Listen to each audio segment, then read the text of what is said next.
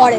তো অভিভাবকের পরে আমরা তাকেই স্থান দেই যারা অভিভাবকের মতন দায়িত্ব পালন করে, যারা অভিভাবকের মতন ভালো কিছু শিক্ষা দেয়। কিন্তু তাদের ক্ষেত্রে যদি আপনি দেখতে যান, তাদের যদি ইতিহাস আপনি একটু ঘাটাঘাটি করেন, সেখানে দেখতে পাবেন তাদের খুব অনৈতিক কাজ আছে, অনেক অনৈতিক কাজ আছে। তো সেক্ষেত্রে তারা তাদের যোগ্যটাই পাইছে।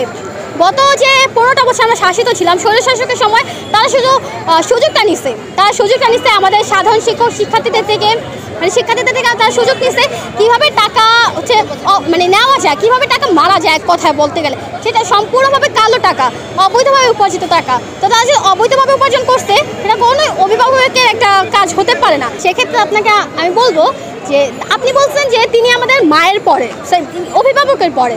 তো অভিভাবকের পরে আমরা তাকেই স্থান দেই যারা অভিভাবকের মতন দায়িত্ব পালন করে, যারা অভিভাবকের মতন ভালো কিছু শিক্ষা দেয়। কিন্তু তাদের ক্ষেত্রে যদি আপনি দেখতে যান, তাদের যদি ইতিহাস আপনি একটু ঘাটাঘাটি করেন, সেখানে দেখতে পাবেন তাদের খুব অনৈতিক কাজ আছে, অনেক অনৈতিক কাজ আছে। তো সেক্ষেত্রে তারা তাদের যোগ্যটাই পাইছে। গত যে 15টা বছর আমরা শাসিত ছিলাম স্বৈরশাসকের সময়, তারা শুধু সুযোগটা নিচ্ছে আমাদের সাধারণ শিক্ষার্থীদের থেকে তারা সুযোগ নিচ্ছে কীভাবে টাকা হচ্ছে নেওয়া যায়, কীভাবে টাকা মারা যায়। এক কথায় বলতে গেলে সেটা সম্পূর্ণভাবে কালো টাকা, অবৈধভাবে উপার্জিত টাকা। তো তারা যে অবৈধভাবে উপার্জন করছে, এটা কোনো অভিভাবকের একটা কাজ হতে পারে না। তো সেক্ষেত্রে আমি বলবো স্টুডেন্টরা যা করছে আমি তাদের পক্ষে আছি, এবং আমি হয়তো সুযোগ পেলে আমিও তাই করতাম।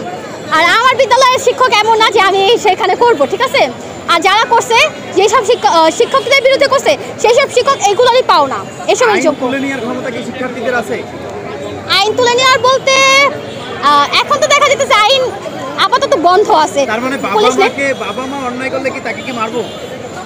আমি সেক্ষেত্রে বলবো যে অন্যায়কারী যেই হোক, আমার বাবা মা হোক, আমার ভাই বোন হোক, যেই হোক, রাস্তায় একজন সাধারণ মানুষ হলে মারবো না, তাদেরকে আমি আইনের হাতে তুলে দেবো। আর শিক্ষকের যে ব্যাপারটা বলছেন আইনের হাতে কেন তুলে দেওয়া হয় না, আমরা কিন্তু সবাই জানি যে দেশ স্বাধীনের পর কিন্তু এই যে আন্দোলনটা আমাদের উপর দিয়ে গেছে, সেক্ষেত্রে অনেকদিন কিন্তু আইন, পুলিশ সব কিছু বন্ধ ছিল।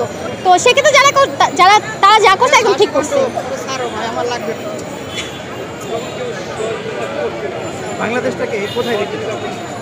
বাংলাদেশটাকে আমি বাংলাদেশ যেখানে সেখানেই দেখতে চাই।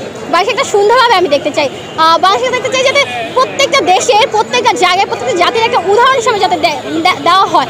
আমাদের যেমন আমরা জানি যে ডক্টর মোহাম্মদ ইউনূস স্যারকে হচ্ছে কানাডার ক্লাস 7ম শ্রেণীর বইয়ে কিন্তু ওনার নামটা আছে, উনি কী ধরনের কাজ করছে, ওনার একটা খ্যাতি আছে। আমিও চাই যে বাংলাদেশকেও যাতে ঠিক ডক্টর মোহাম্মদ ইউনূসের মতন সবাইকে পুরো বাংলাদেশটাকেই যাতে প্রত্যেকটা স্কুলের বিদ্যালয় বই দেওয়া হয়।